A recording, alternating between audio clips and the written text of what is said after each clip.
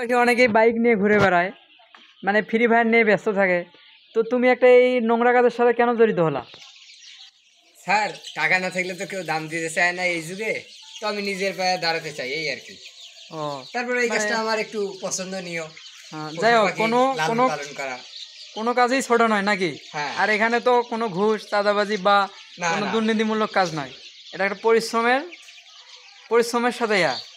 পরিশ্রমের সাথে যুক্ত আছে স্যার। ও, তো তোমার বন্ধু বান্ধব তোমাকে নিয়ে হাসাহাসি করে না যে মুরগি খামার দেয় এই বয়সে, তারা বাইক নিয়ে ঘুরে বেড়ায় বা ফোন চালায়? তো আমি তুমি তাদের সাথে স্যার ঘোরাফেরা করার সময় পাই না।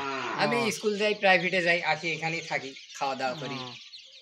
তো তোমার এই খামার দেখে তোমার বন্ধুরা কি এখন, মানে আগে যেহেতু তামাশা বা তাচ্ছিল্য করছিল, হ্যাঁ, আগে করছিল, এখন আর কি করে না, এখন ও, একটু। এখন তোমার কাছ থেকে আইডিয়া চাই যে কিভাবে খামার শুরু করা যায়, নাকি তারাও করতে চায়, হ্যাঁ নাকি তারাও এই বিষয়টার সাথে মানে জড়িত হতে চায়? হ্যাঁ স্যার। যাক, তাহলে তুমি একটা মানে সাকসেসফুল খামার বলা চলে। ইয়ে স্যার। ও, আমার আচ্ছা খামারের নাম। আচ্ছা, খামারের নাম আপনার?